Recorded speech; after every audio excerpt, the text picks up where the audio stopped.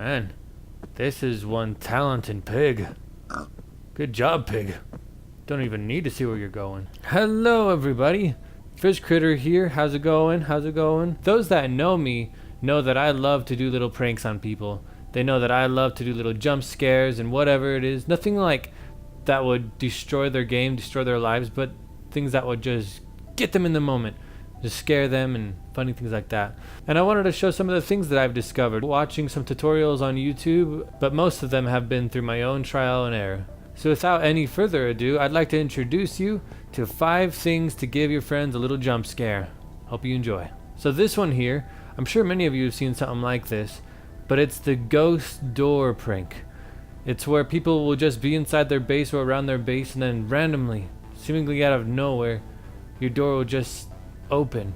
And it's really scary. It makes you feel like somebody's haunting you, something's inside your house. Ignore the noise. Hopefully it will do it soon.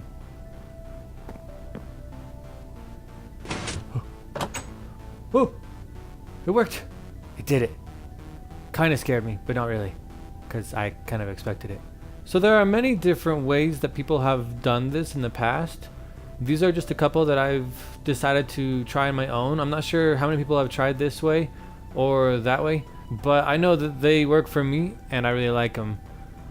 So with this one, it's just like Mumbo's design or lots of other YouTubers' designs, a long clock. I mean, inside these hoppers, you can just place any items, and the more items that are in here, the longer it will take.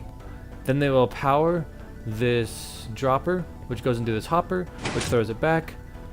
And take a look here. So basically, inside the dropper and inside the hopper, there are a number of items. There is one non-stackable item and a bunch of stackable items. And the more stackable items you have in here, the less likely it is that this door will open. But basically, when it's powered, it will put an item inside the hopper, which will power this comparator, and if it is the non-stackable item, it'll give enough power to activate the door, which will open it. And the same thing with the daylight sensor. It's just another version of a simple clock. It's just much more delayed in the time. The thing too with this one is you probably have to build it far away from the person that you're trying to prank, because the pistons can make a lot of noise and be very suspicious.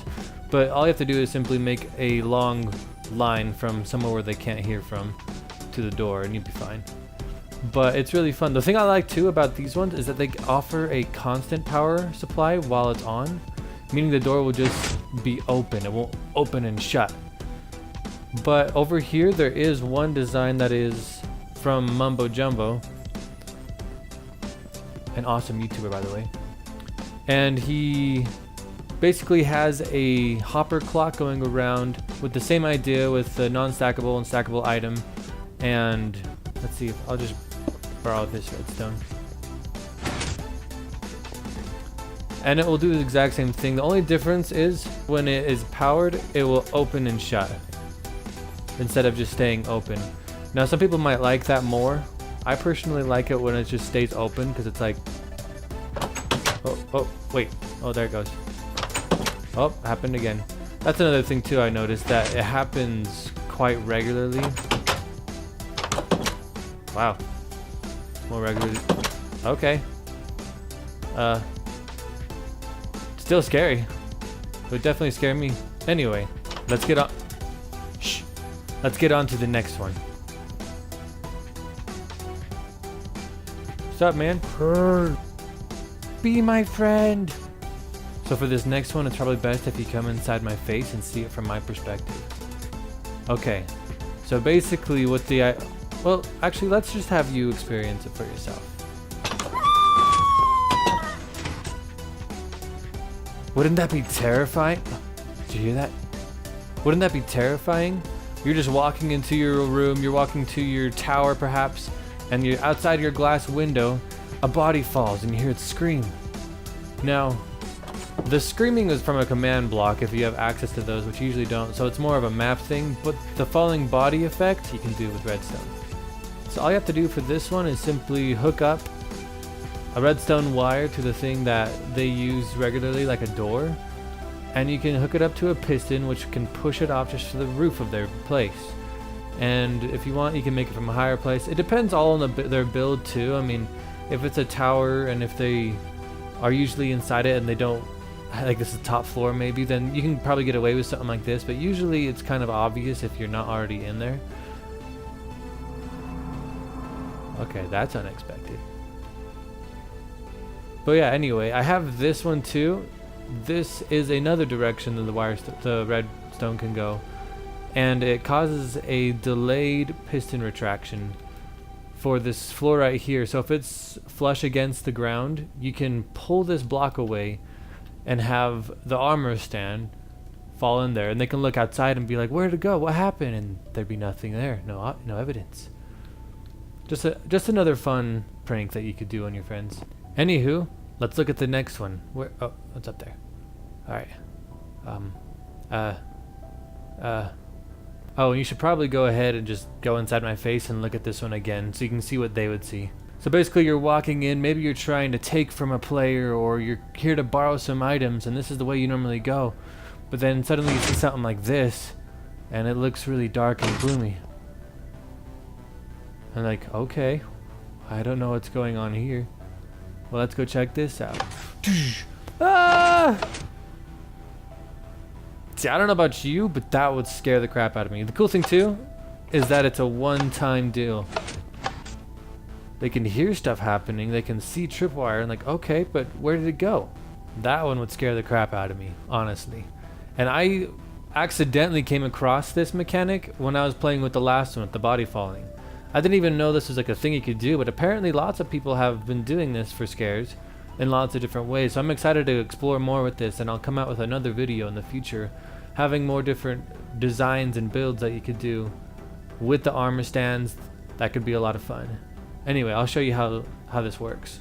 So anyway, like I said, this is all hooked up by a tripwire system which gets powered into this piston here. Normally this block right here is right here with some redstone over it, which would power the piston to the armor stand right here, which would come through the floor and scare you.